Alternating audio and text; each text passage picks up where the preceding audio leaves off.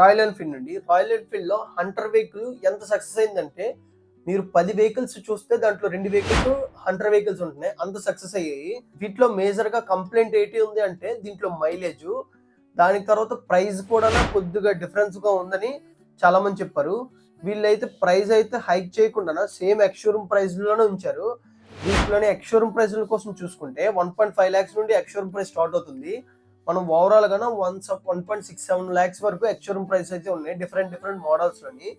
Next మనం మేజర్‌గా దీంట్లో డిస్కస్ చేయాల్సింది ఏంటంటే మైలేజ్.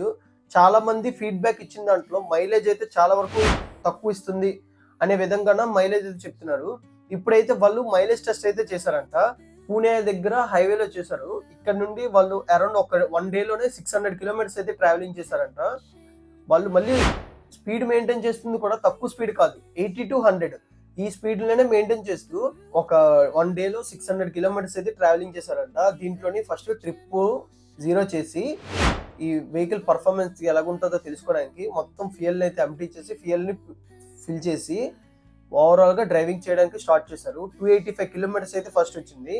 285 కిలోమీటర్స్ వచ్చిన తర్వాత మనం మళ్ళీ ఫిల్ చేశారు. ఫిల్ చేస్తే 9.2 లీటర్స్ E20 పెట్రోల్ అయితే దీన్ని యాడ్ చేశారు. అది కూడా 288.5 లీటర్స్ అయితే 5 కిలోమీటర్స్ అయితే రేంజ్ వచ్చిందంట. ఓవరాల్‌గా చూసుకున్నా కూడా 600 కిలోమీటర్స్ 2 ఫుల్ ట్యాంక్స్ అయితే వెళ్ళారని చెప్తున్నారు.